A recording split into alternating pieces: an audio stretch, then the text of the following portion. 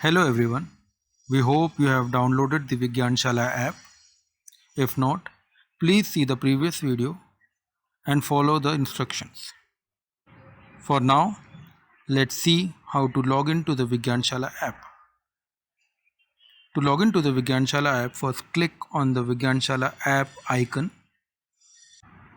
As the app opens, you will see this page.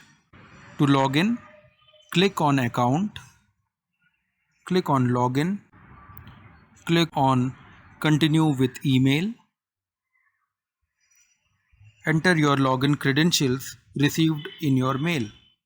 If you have not received your login credentials, please write to us.